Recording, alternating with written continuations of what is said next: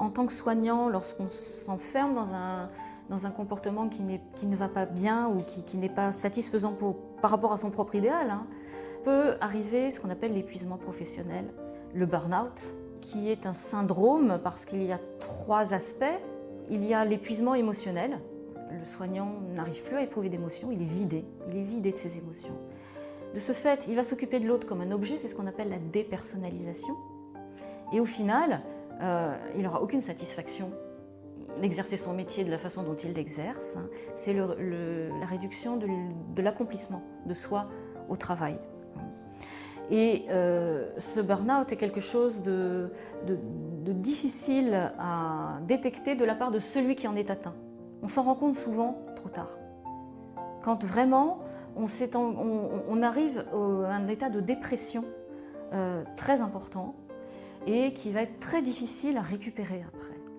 Donc l'équipe peut être là pour dire là il y a quelque chose qui ne va pas avant qu'il soit trop tard.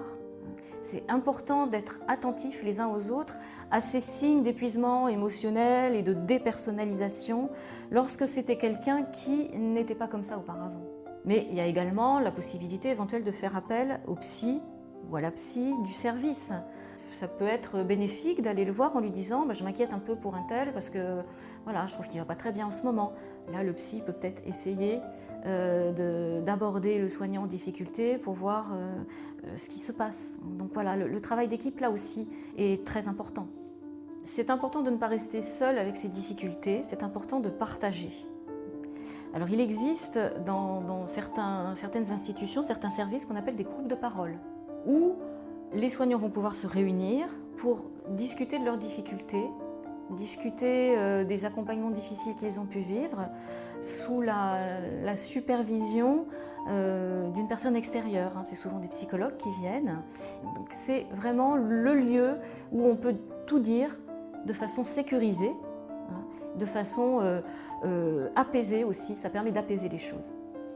Parler à l'équipe est d'autant plus important que nos proches, bien souvent, ne sont pas en capacité de pouvoir nous aider dans ces situations-là. Et puis, ça n'est pas leur travail d'écouter ou d'entendre ça. Donc, ils risquent d'être assez maladroits. Ils risquent de nous dire des choses qui vont nous blesser et qui vont renforcer notre malaise. C'est pour ça que c'est important de savoir s'adresser aux personnes qui sont en capacité d'entendre ce qu'on a à dire. Donc nos collègues, le psy du service, voilà, tous ceux qui vivent les mêmes choses que nous et qui savent désamorcer aussi les choses. Nos proches, ils ne sont pas là pour ça. Si on n'a pas à disposition des groupes de parole, si on ne peut pas aller parler avec le psy du service, on peut prendre aussi les choses en main pour soi-même. Parce que c'est important d'arriver à couper en fait entre le côté professionnel et le côté personnel. Et c'est difficile quand on est soignant parce que c'est des choses qui sont envahissantes. Donc, qu'est-ce que je peux faire moi pour moi ? Je peux réfléchir à qu'est-ce que j'aime faire. Est-ce que j'aime chanter ? Est-ce que j'aime dessiner ?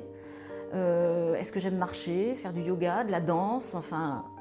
Des choses qui ne demandent pas forcément beaucoup de temps ni beaucoup de moyens. Puis vous avez également des exercices de respiration. Vous avez ce qu'on appelle la cohérence cardiaque, qui est un exercice de respiration un peu particulier. Et puis également la respiration carrée, qui consiste à inspirer, expirer et garder la respiration à un nombre égal de temps. Ça, c'est très très simple à mettre en œuvre. Et c'est vraiment quelque chose qui permet d'apaiser les angoisses. C'est très bon pour l'hypertension. C'est très bon pour tout un tas de choses. Et c'est très simple à mettre en œuvre.